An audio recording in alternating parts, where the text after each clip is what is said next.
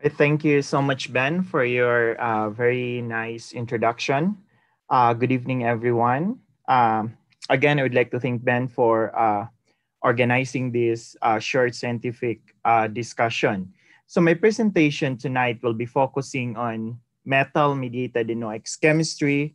And during my talk, I'll be highlighting some of the important heme or metalloheme NOx intermediates of relevance to the global nitrogen cycle. So this research is part of the long-standing research program in the Richter Adu Lab at the University of Oklahoma.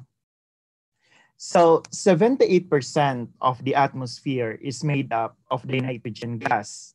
So that's a lot or a large number of nitrogen atoms. However, majority of that remains unreactive and inaccessible. So despite the need of nitrogen atoms for DNA, RNA, or protein synthesis, humans cannot metabolize dinitrogen gas. So we are dependent on foods as our nitrogen source. However, there are some naturally occurring, both naturally and synthetic processes that provides us access to the reactive NOx species. For example, lightning that is capable of cleaving the strong NN triple bond and in the presence of oxygen will be oxidized to form NOx species. There are also some microorganisms such as diazotropes that are capable of fixing the nitrogen gas to form ammonia or ammonium, which then be oxidized to form NOx species that will be made available to agriculture. The Known-Haber-Bosch process is a very important technology in sustaining global population growth. In fact, 40% of the world agricultural need of nitrogen atoms is dependent on fertilizers. So we should be thankful about this or these processes. However, large excess of NOx species poses a lot of problems related to health and environment.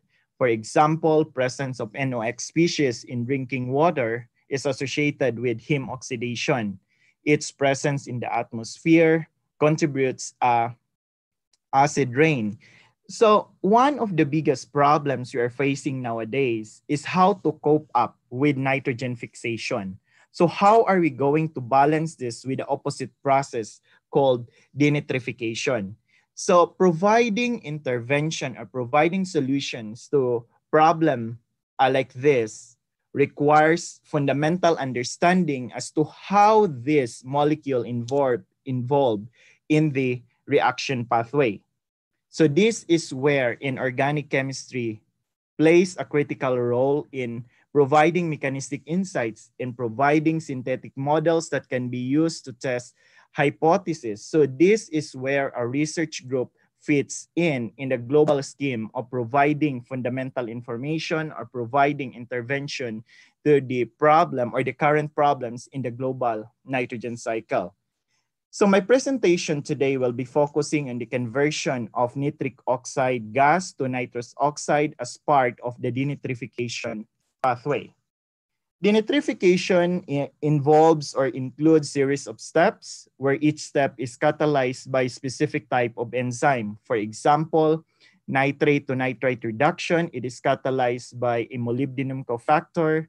Nitrite to nitrous oxide gas, usually or the common or it is commonly mediated by metalloheme enzymes, although there are some there is some copper enzymes that are capable of doing nitrite to NO chemistry, and ultimately nitrous oxide gas reduced to dinitrogen gas by copper cofactor. So to date, the reduction of nitrite to NO is known and well understood. However, the conversion of NO to N2O is less known. So there are still a lot of questions, partly because of the involvement of NN coupling step. With all the steps in the denitrification pathway, it is the NO to N2O that involves the addition of another nitrogen atom. So at some point, there should be an NN coupling step. So what are the reasons why this reaction is important? So Nitric oxide gas is a vasodilator. So it is capable of relaxing our muscles in the onset of high blood pressure. However, at certain concentrations, NO is toxic to prokaryotes such as fungi and bacteria. So these prokaryotes evolves or develop machineries that are capable of converting NO to a less toxic gas into O. Unfortunately, N2O is a greenhouse gas, and according to the literature, it is 300 times more potent than the known carbon dioxide gas. So currently, there are two known pathways or contributors of the N2O gas formation in the environment. First is the fungal NOR pathway or the fungal nitric oxide reductase pathway. The active site of the protein is a monoheme metal complex with iron center in the middle of the heme, and in a completely separate pathway, the active site of the bacterial nitric oxide reductase pathway is made up of two ion centers. One is the heme center and the other is a non-heme center.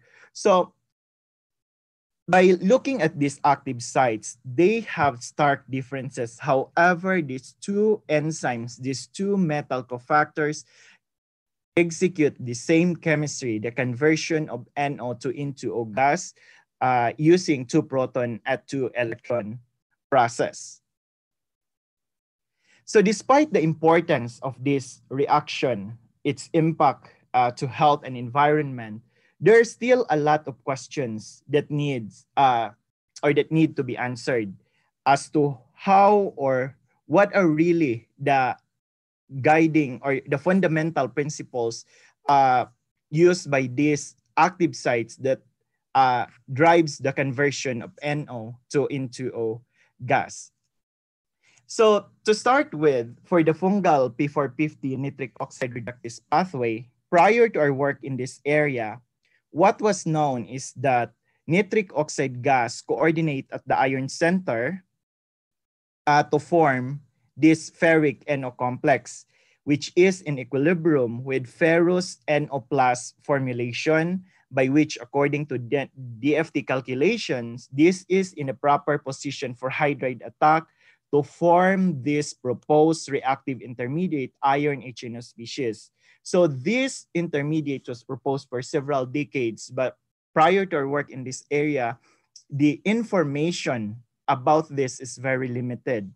And in fact, it is all majority of those informations are based on DFT calculations. So basically, this iron HNO will react with external NO to form into a gas. So the main problem why there are there are very limited information about this prior to our work in this area is the presumed instability of the ferric NO complex.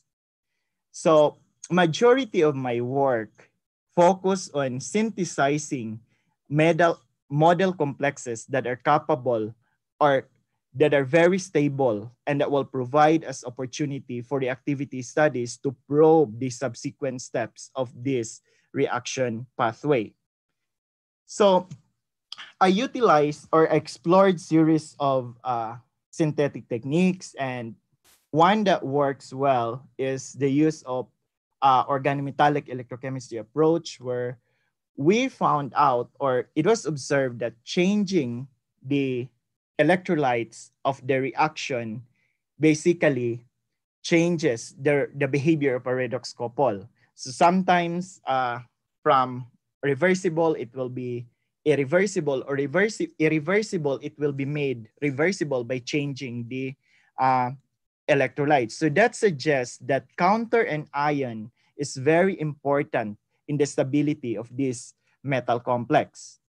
I explored different counter and ion. To name, we have SBF6, PF6, we have triflate, and experimental data suggests that it is the triflate and ion that imparts the best stability that we need. In fact, the previously known unstable compound is very stable in air for more than 3 months, and even in solution, it is stable to NO dissociation for 4 to 7 days. So this is really important and provides us really good opportunity for probing further or subsequent steps in the fungal NOR pathway.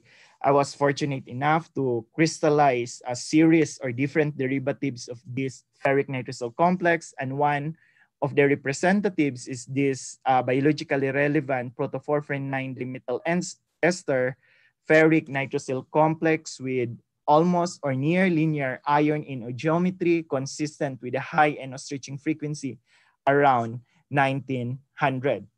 So we are very fortunate to come up with this very stable ferric nitrosyl species, and then we use this further for probing the formation of iron HNO species. So the addition of a hydride source to the ferric nitrosyl species at very low temperature, around negative 20 degrees Celsius, in IR monitoring, we observed a disappearance of the NO stretching frequency of the precursor, which is around 1900s, concurrent to the formation of a new band around 1383. So this new band shifted to around 1360 upon the utilization of N15 labeled ferric nitrosyl species. This 1383 is within the range of those previously reported HNO species in coordination compounds. So to further confirm that indeed hydride is attached to the nitrogen atom, we resorted to proton NMR spectroscopic techniques. And what I found out that the addition of hydride source in the CDCl3 solution of the ferric nitrosyl species revealed the formation of a new peak, a singlet peak at around 14 ppm, which splits into doublet with NH coupling constants of around 77 Hertz. So this is consistent to the expected coupling constants of the nitrogen and proton of the HNO attached in the metal centers. So the formation of the HNO from the nucleophilic reaction of hydride with ferric nitrosyl was further probed by an organic reaction such as the addition of triphenylphosphine that gives triphenylphosphine ylide, and oxide that was identified using high resolution mass spectrometry. So this reaction is very general, so I have not shown here, but in the paper that that is written below, we are able to reproduce these reactions in different types of transligands and different types of porphyrins with different types of substitution. So this reaction seems to be a very general reaction of a ferric nitrosyl species.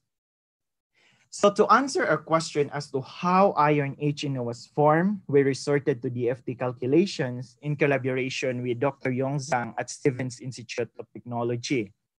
So to start with, the charge analysis of the precursor showed that nitrogen atom has a larger positive charge than the terminal oxygen.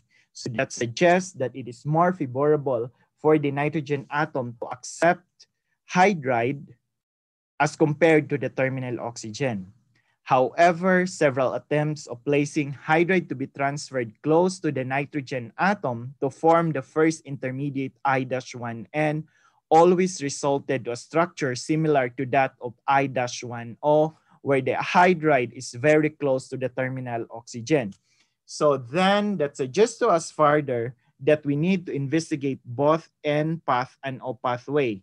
So basically, to determine what are the reasons why the final product is ion HNO based on experiments.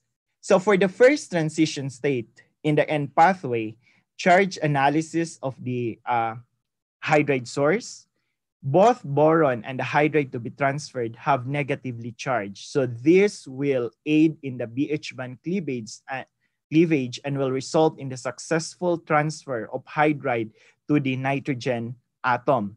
However, in the O path, to form the hypothetical NOH species, charge analysis of the hydride source showed that the boron and the hydride to be transferred have opposite charges. So that will hinder the BH band cleavage and of course will result in unsuccessful hydride transfer to form the hypothetical NOH species. So followed by the release of the borane in the second intermediate and dimerization to form diborane and the byproduct and the main product iron HNO species for the N path and the hypothetical iron NOH in O pathway. As shown here in the overall scheme is that N path is favorable as compared to that O pathway. First, kinetic barrier for N path is lower as compared to that of the O pathway, and the overall thermodynamic driving force is favorable for nitrogen atom as compared the hydride transfer to nitrogen atom as compared to that of the transfer of hydride to the oxygen or the terminal oxygen atom. So one of the standing questions prior to our work in this area is that iron HNO, or a question more of like, is iron HNO a relevant intermediate or is it a reactive intermediate? So since we prepared or we are capable of preparing this iron HNO species, which is very unstable, I then use this in situ prepared species to react with external NO to check if this iron HNO is indeed reactive to form an coupled product, which then further are released into a gas.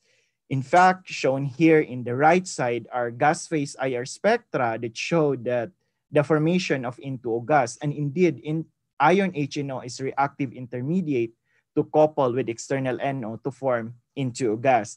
And the question, which NO band cleave to release into a gas, I utilize series of isotopologues of nitrogen and oxygen atoms, and what I found out is that external NO, this NO is retained in the N2O product, and it is the NO band in the bound HNO that is cleaved to release this into a gas. So this is the first experimental evidence that really confirms the iron HNO is a relevant intermediate and reactive intermediate in the fungal NOR pathway. So another contributor of N2O gas formation in the environment in a completely separate pathway, which is the bacterial NOR pathway. So as I would like to refresh that what makes this bacterial NOR pathway different from that of fungal NOR is the active site. So for the fungal NOR, there is only one iron center. However, for the bacterial, there are two iron centers. We have one, the heme, and the non-heme iron center. But this metal cofactor executes the same chemistry with fungal NOR pathway, the conversion of NO to into O gas. So in this area, there's still a lot of questions that need to be answered. For example, what is really the viable mechanism for NN coupling step? Since the product has two nitrogen atoms, at some point there should be NN coupling step. And currently there are three known mechanisms. And one mechanism, which is the cis-B3 mechanism, cis-B3, there is no experimental evidence that supports for this. There are a lot of DFT calculation results that suggest its viability as a mechanism for NN coupling step. And another question, if you may recall, that in the fungal NOR pathway, there is only one iron center. However, here, there is another non-heme iron center. So we are interested of answering questions such as, what are the factors that favor hyponitrate formation? So the NN coupling step. And second, what is the possible role of this non-heme iron center in the bacterial NOR pathway? So for several decades, it was known that NO will not react with another NO molecule to form into a gas. In fact, we can buy NO gas in a tank as long as NO is not exposed in the metal surface, it will remain as NO. However, NO will react with one electron reduced NO minus to form into a gas. So for several decades, our group and others are having very active in trying to enrich this bound NO in the stable heme-ferrous NO to make this reactive towards external or another NO molecule to form hyponitrite. So one strategy is called cis effect. Basically, attaching substituents in the porphyrin, strong electron donating substituent that will donate electron density at the ion center, and this ion will consequently donate electron density to the NO group. Second strategy is called axial ligation trans effect, where, or in a similar manner, this trans ligand will donate electron density to the ion center, and the ion center will consequently donate electron density to the NO group. However, up to date, there are no reports or successful activation of this stable heme-ferrous NO towards external NO molecule.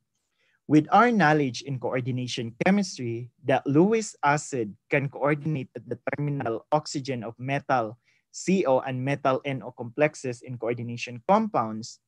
So we thought that adding Lewis acid in this stable heme-ferrous NO, if it will coordinate at the terminal oxygen, then Lewis acid will pull electron density from the NO group, and the iron will overcompensate that process, making this iron 3 NO- formulation. So to test that strategy, the first reaction I did was the reaction of porphyrin iron NO with external NO gas. And what I found out is that there is no N2O gas formed. In fact, what happened is an NO exchange reaction as confirmed by gas phase and solid IR spectroscopy. Importantly, or interestingly, inclusion of Lewis acid in the reaction mixture afforded the formation of N2O gas as confirmed by gas phase IR spectroscopy, and the inorganic or the iron containing byproduct is iron heme mu hydroxoborane complex. And the oxidation state of iron here is iron 3. Basically, upon the reduction of NO to N2O, it is the iron center that was oxidized from iron 2 to iron 3. And one important thing that I want to emphasize here is that the yield of N2O gas is dependent on the equivalence of the external NO. For example, upon using one equivalent of external NO, the N2O yield is around 13 to 25%. However, under large excess of external NO, the N2O yield hikes up to around 60%. And that suggests that excess NO acts as an electron source in this reduction reaction process. And these are some of the Lewis acids that I employed. And these Lewis acids are capable of activating this porphyrin iron NO towards and in coupling with external NO gas. So the next question that we want to answer, what or how does Lewis acid induce the an coupling step to produce into a gas? So we utilize low temperature infrared spectroscopy and use the NO stretching frequency as a probe to qualitatively determine the amount of electron density that is pulled towards this NO group. What I observe is that the addition of Lewis acid in the solution of heme-ferrous NO precursor changes the NO stretching frequency from 1666 to around 1425. So the difference between 1666 and 1425 is around 240 wave number, and this was reproduced by DFT calculation. So that suggests that the coordination of the terminal or the coordination of the Lewis acid in the terminal oxygen is very strong in a way that it pulls electron density in the ion center, substantial electron density, to make this NO group more of negatively charged or of negative character. So in these slides, the lesson that I want to impart here is that the coordination or the effect of the coordination of the borane or this Lewis acid in the terminal oxygen in the electron density of the NO group is comparable to those formally 1 electron reduced ferrous nitroxyl for friends. So that suggests that indeed the activation or what makes this NO group really reactive towards N coupling step is the coordination of the Lewis acid in the terminal oxygen.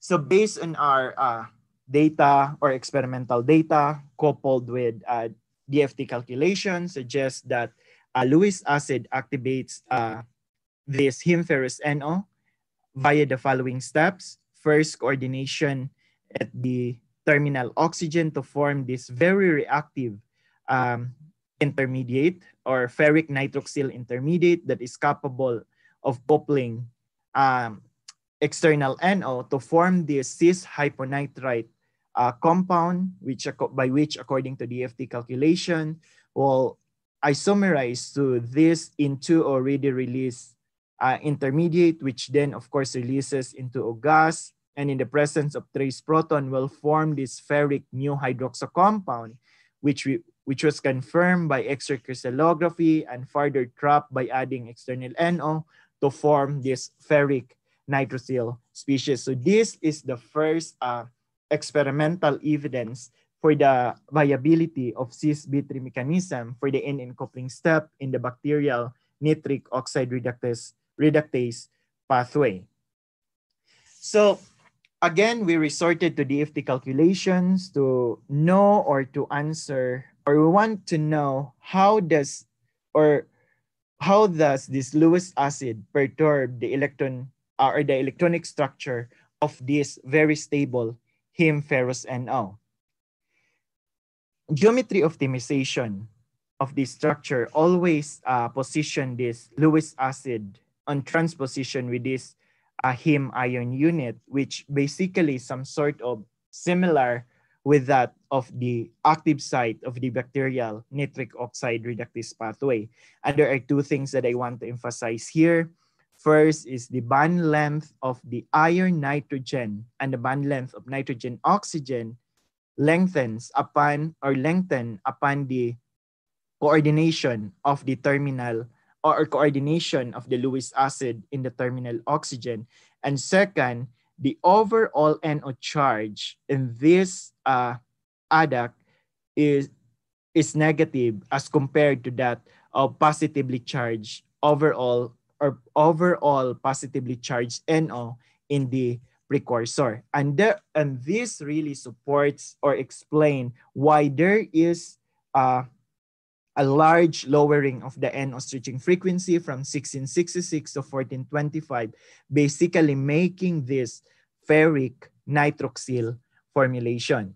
So upon the addition of external NO in the absence of Lewis acid, both the distal and the proximal NO have negative charges, and that will result in repulsion.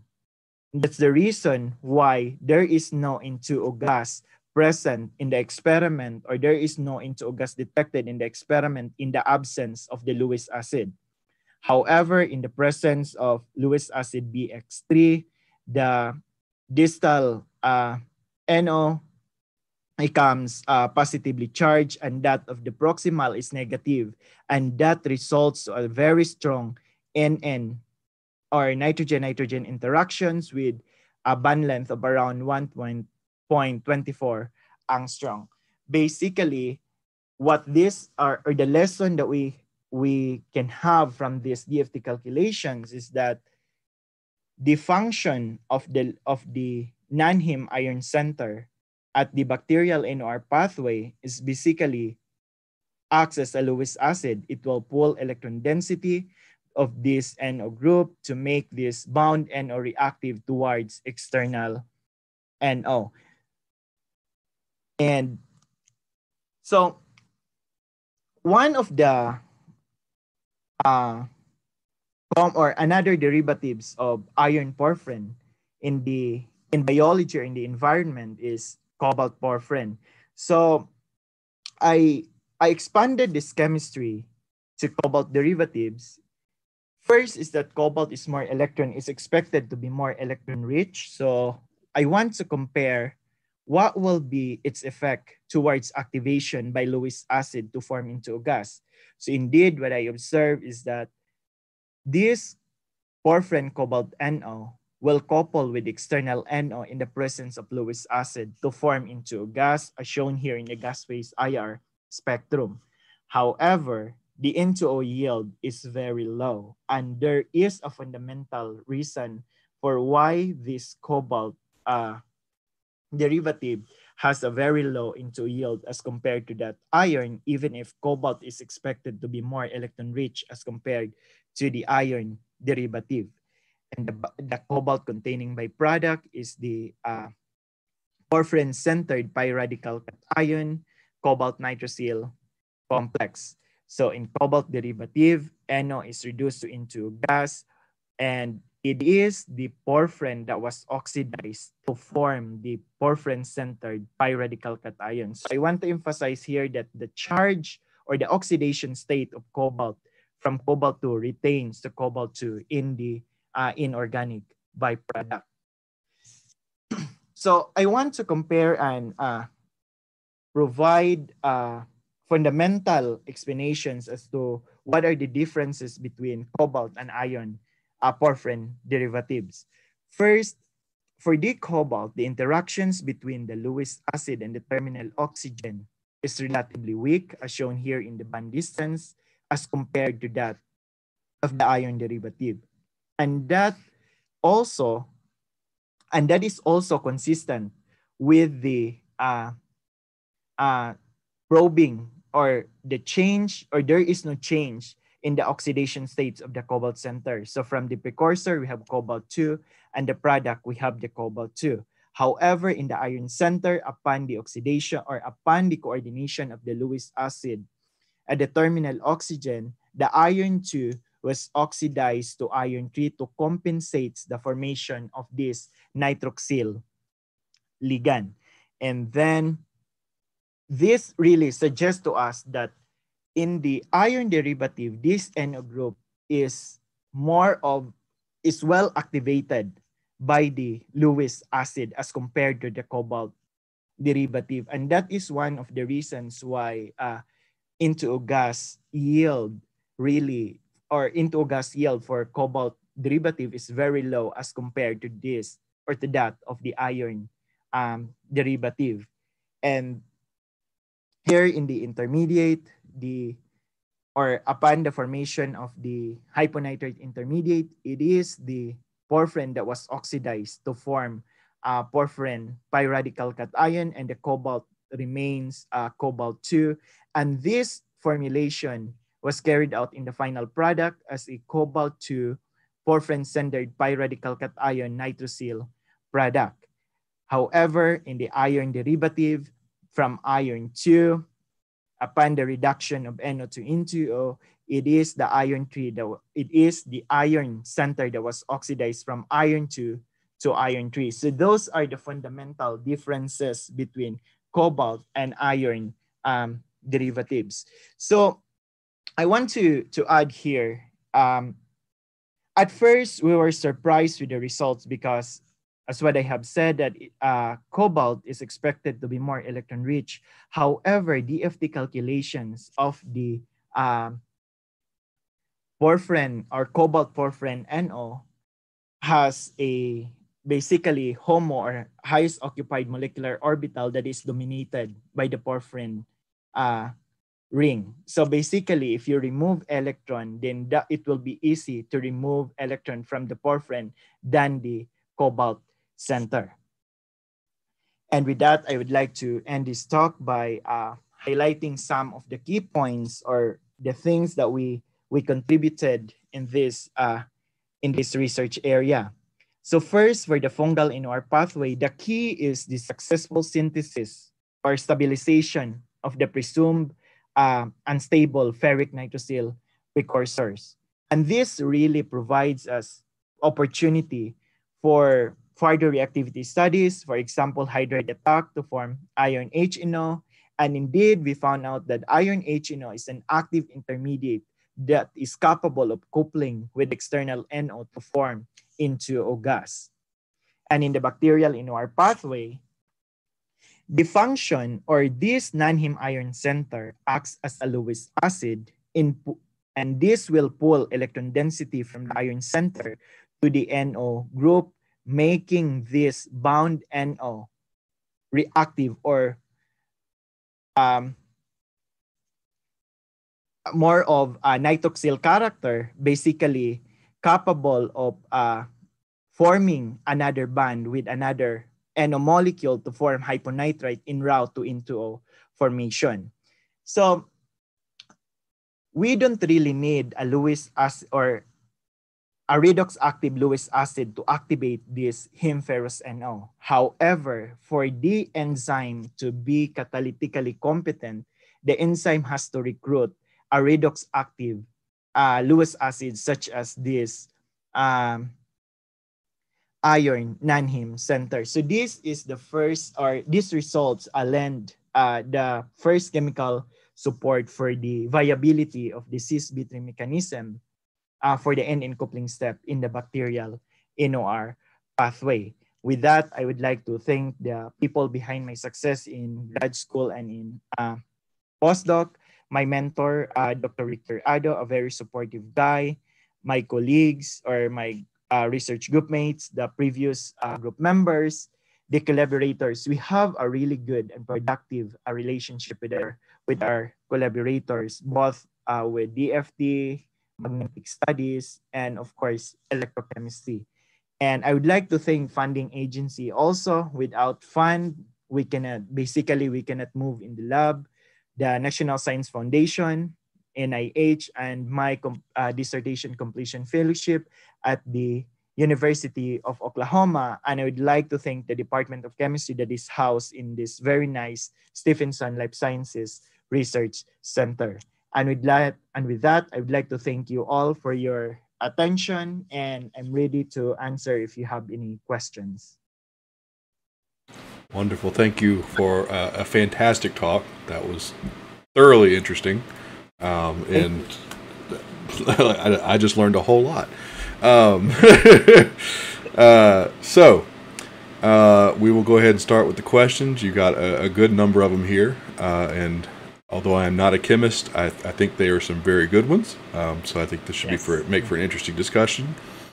So the first one we have is from Isaiah Spate.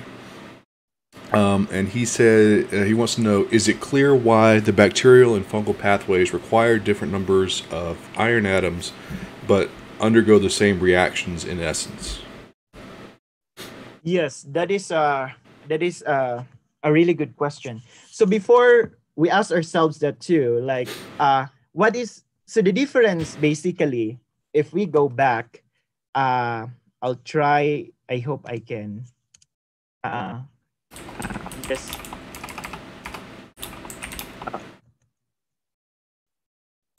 I'll try to wait. I think if you hit the home key, it should take you back to the start. Okay, wait. I'll try to exit it. Oh, there you go. Yeah. Yes. So I'll show this. Okay. So there are a few differences in the active sites. So of course, some of the amino acid residues, but there are two main. The first is the oxidation state of the heme in the fungal NOR pathway. Here, the oxidation state of iron is expected to be iron 3. And here, the oxidation state is iron 2. And second is that in fungal NOR, there is only one ion center. And here in the fungal or in the bacterial, there are two ion centers. So first, going for the bacterial NOR pathway, basically the key step is the hydride attack. So it makes sense that the ion center has to be a relatively or electron deficient to make that iron or iron 3 NO formulation so that it will be susceptible for hydride attack. So as compared to the bacterial NOR pathway, which is iron 2, then this needs a Lewis acid that basically can activate the very stable iron 2 NO. So basically, this ion center, or non-heme ion center, is very important to make this stable heme ion NO towards in coupling step. So without this non-heme ion center, this heme ion NO is very stable and it won't react with another external NO. At least that is what we observe in the lab. Okay. Cool. Fantastic. Let's see. So we have another question from Isaiah. Is the substituent at the 5 position important? And he wants to know, is it possible to use 2 substituted imidazoles or use different 5 substituted imidazoles? I didn't. So okay. So I think here. Yeah. Yes. Yeah, I think that's the one I think that's the one that you had up when he asked that. Yes. So I think yes, this substitution here for the imidazole, this is in the port or PIF position. And I think one of is he asking about the if we can change this to another type of ligand? I think so. There'll be a little delay, okay. But Isaiah, if you want to just confirm that's yes. What you were talking about. I think that's what he was referring to, but okay. We'll make sure. Yes, we can change this to different types of PIF ligand. So the problem, if we are going to use a negatively charged, then this ferric NO group will be susceptible to reduction and it will end up iron 2. Basically, that's what we observed in the lab. And several attempts of trying to stabilize this ferric nitrosyl species, we ended up basically using a neutral imidazole or histidine mimic, and we tried to basically play around with the counter anion to come up with a very stable compound that can be used for chemical reactivity studies. Okay, that makes sense. Okay, yeah, so he said you have a methyl group on there, and he wanted to know if a different group made any major influences or if it was just there to mimic the biology and didn't need to be changed. Yes, that's a really good question. We can change the porphyrin actually. If we change, or depending on the substitution or the electronic effects of the porphyrin, sometimes it is this NO group is not very electrophilic, so it is not susceptible to hydride attack. And second, iron or the metal center is a big factor of also making this bound NO+ reactive towards hydride. Okay.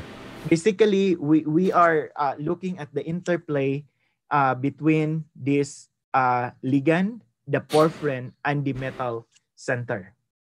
Yeah. Okay. That makes sense because especially with iron, that could be a tricky. Yes. Iron definitely likes to change its oxidation state pretty readily. So yes. Yeah, that's certainly a tricky balance to play. Yes. Okay. So in another one from Isaiah, in respect to purification, could you use sodium hydride or potassium hydride to serve as a hydride source? Instead of the borohydrides, he says he's just curious. Are the borohydrides more sensitive?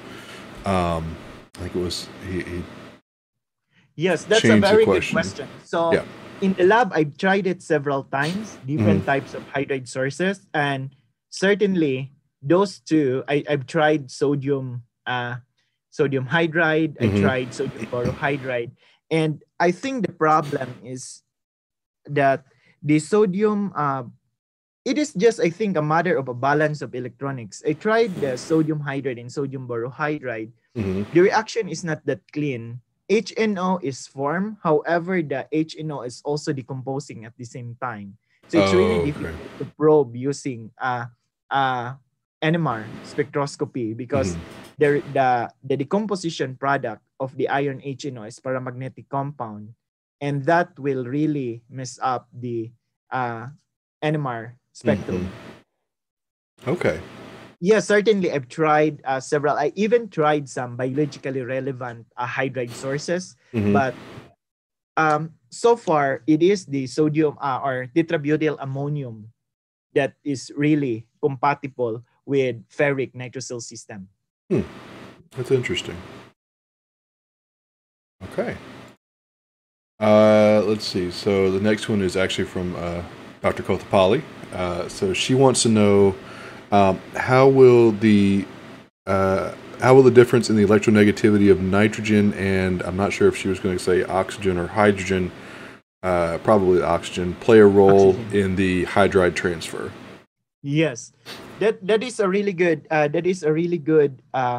question because hydride. So got here. So I'll bring this slide to the DFT calculation part.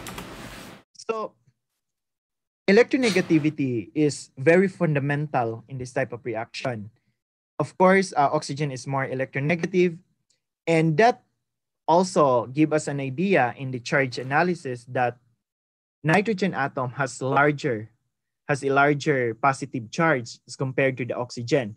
One thing that we need to consider is the steric effect. So that is electronic effect. The steric effect is that if we, or several attempts of placing hydride to be transferred close to that of the nitrogen atom to form this intermediate I-1N, it always result to a structure similar to that of I-1O, where hydride is close to that of the oxygen. So it suggests to us that the repulsion between the electron, there is a repulsion in the electron density at the porphyrin and the hydride to be transferred. So that is another factor that we considered apart from the electronegativity difference. But certainly, if we are looking at the fundamental, it is really the nitrogen atom has a larger positively charged or positive charge, and that really suggests to us right away that hydride attack has to be in a nitrogen atom. However, the intermediate really suggests to us that it's not only the electronic, but we have to consider also the steric effect of this reaction. If I could ask a follow-up, and I'm sure this is a very simple question when it comes to computational stuff. I see that the delta G for the nitrogen path is 2.25. For oxygen is 18.59. So if I remember this correctly, delta G being positive means it's not a favorable reaction, but obviously the nitrogen path has a lower barrier. So how do you determine if, I'm sorry, let me sidetrack here. Obviously, experimentally, you determine that this reaction happens, but is that 2.25 delta G close enough to where, what's the cutoff if you were sort of looking just at these numbers? What's the cutoff where you would say, okay, this is, computationally it wouldn't be a spontaneous reaction, but it's close enough that it could still happen, with thermal transfer of energy or something like that. Okay. Yeah, so that's a good point. But I think this is a very the delta G is relatively, or it's positively charged, but of course it's really lower as compared to the O path. And that, I think one of our of course we have the experimental evidence, and also I think the reaction here is very fast. So basically, once this transition state is formed, basically it will go, because this is very downhill. Mm-hmm. And in fact, what we observe in the experiment, the reaction is very fast, even at very low temperature. But with regards to the cutoff, I cannot give a number Okay. that can be considered as a cutoff. Yeah. That's fine. I like that. I was just curious about that because I've seen that happen a couple of times before, where it's like, like I said, it's looking purely at the number. It says, okay, this reaction shouldn't really happen, but we know it does. So it just means that maybe it's not favorable to start with, but once you do something to get it started, once you kick it off, then everything proceeds, pretty readily. Rapidly. Okay. Yeah. All right. So another question I had was, could this work be used to, since you noted that the N2O is more potent as a greenhouse gas, could you use this work to purposefully interrupt these formation pathways? Yes, I think this is one of the objectives, to provide fundamental information, and having this, I think this can be used. Of course, it's just a small thing in a grand scheme of intervention. Yes, sure. I think that my answer would be yes in the fundamental side. Okay. Yeah, most things happen in a small scale first, but I could see where this fundamental information would be a key point. One final one I had was, if you could, so at the end you talked about, you tried to do a similar thing with the cobalt, but because the cobalt didn't oxidize as readily, you didn't see the same reaction pathways. If you could cause that cobalt to be oxidized like the iron does, going from 2 to 3, would you expect to see similar activity for the NO to N2O reaction? Like, is the reason iron works because it does that oxidation? Yes, so I think fundamentally speaking, I'll bring this slides to the last part.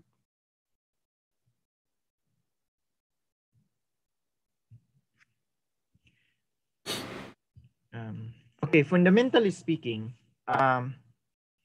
if cobalt will be oxidized here instead of the porphyrin ring, is that correct?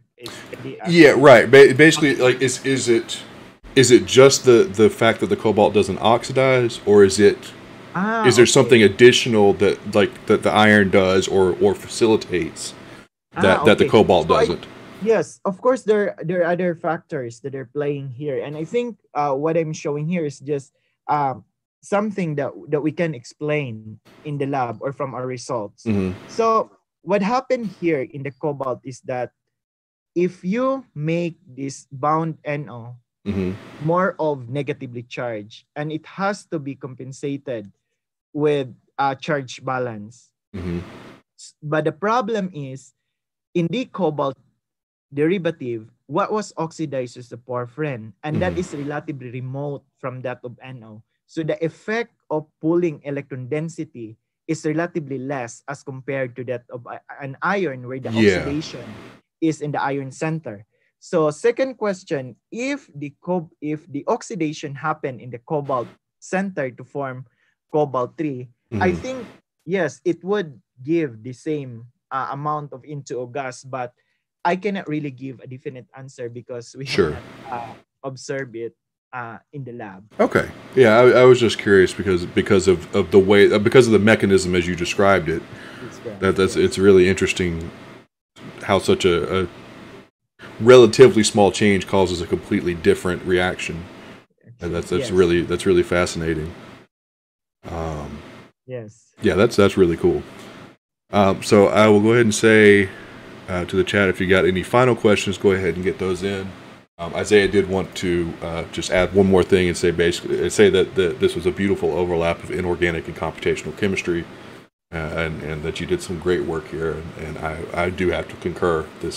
I always enjoy seeing theory and experimental work come together so well. One really explains the other very nicely, and that's a great thing to see. Yes, that's true because sometimes they want jive with each other. Oh yeah, I've seen that a lot.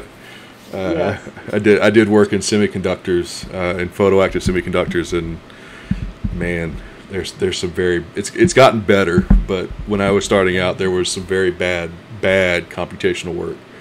Yes. So it's really I really appreciate seeing solid computational work that backs up and helps explain what was observed experimentally. That's really nice. Yes. So Yeah, thank you.